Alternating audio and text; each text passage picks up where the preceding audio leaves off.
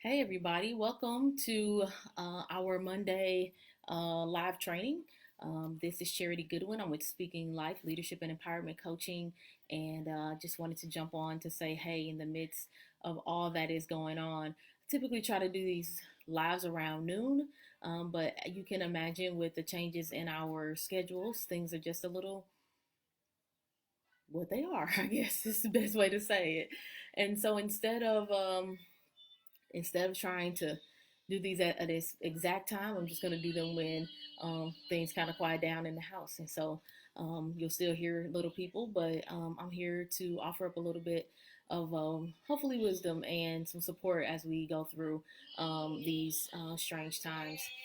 So it's Easter Monday, and so just the for you all, just the continued realization and maybe hopefully acceptance of that Easter is more than a day, that it really is a season, it's a way of life, it's every Sunday even. And so to really just take and hold on to that there is resurrection is always at play and possible. And so I hope that encourages you today.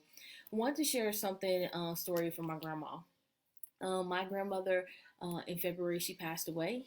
She was, I think, 92, and just a very long, full life. Still had all of her wits about her to the very end. So that was such a blessing. And she knew who people were and just the whole nine. And I pray that that same kind of long life for myself and to be, yeah, just to know who people are and to still be thinking and cognizant of life. But my grandmother's from Mississippi, Yazoo City, Mississippi. Her family migrated here to the north in St. Louis, Missouri. Some also settled in Chicago. And being from the South, she had some words that she would say. Sometimes she didn't say the quote right word. It was countrified or Southern drawl certain ways that she would say things, and it just didn't always come out right. For example, she would say the word hope instead of help. And so we would be talking, and she would say things like, I hope that girl to raise her child when she was little. Like, you hope that they raise the child. And then she served on the nurses unit at church, growing up in a Baptist church, and they would wear their white and support people if there were any illnesses or if any people needed them. And so she would say how she hoped out on the usher board. But grandma would say hope instead of help. And to this day, it is a very something we laugh at today. We would never laugh at my grandma to her face. That wouldn't be wise. Um, but we talk about today, and if there's a way to have resurrection hope, there's a way to live into this hope that my grandma talked about. And so I just want to encourage you all to hope somebody, um, to hope them like my grandma would, whether that looks like frequenting a certain eatery, supporting them, ordering your takeout. Hope somebody by, checking on some folks. We have all kinds of people in our quote Rolodex, right, in our contact list. I had a friend last week who. Oh, wait, Gabriel. Just a moment, Gabriel. You got the Lord. Thank you.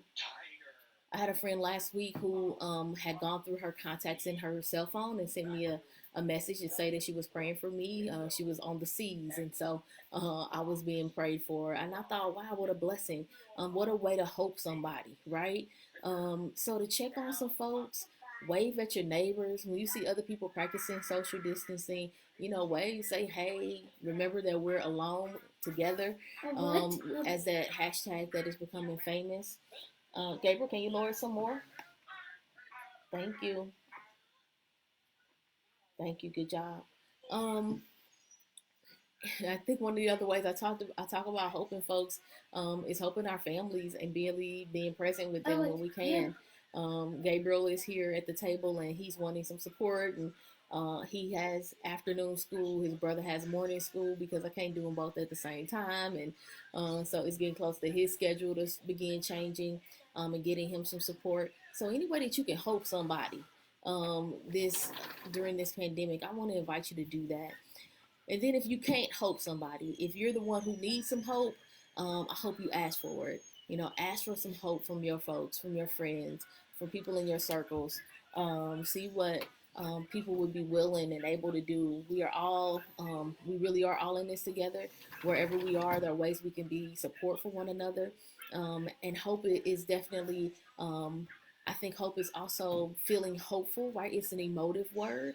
And so, um, feeling hopeful is one way we can start our day. It's one way we can one thing we can hold on to, one emotion we can name, because I believe everything we do is emotional, and it's just really it's great when we have. I know I'll help you when we're done. It's almost time. Okay. All right. Um, it's one of the ways that we can just best support folks. And so that's our word for this week. Hope somebody. Hope them up, love them up, hope them up, do what you can. Take this wisdom from my grandma who had such a tenacity about life, a woman who she and my grandfather together hoped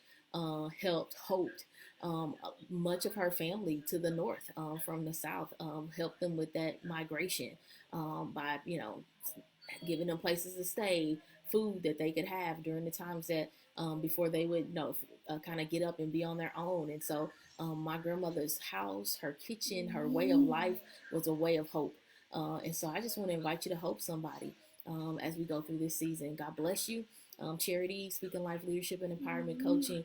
I pray that you continue to be hopeful during this season. Be well.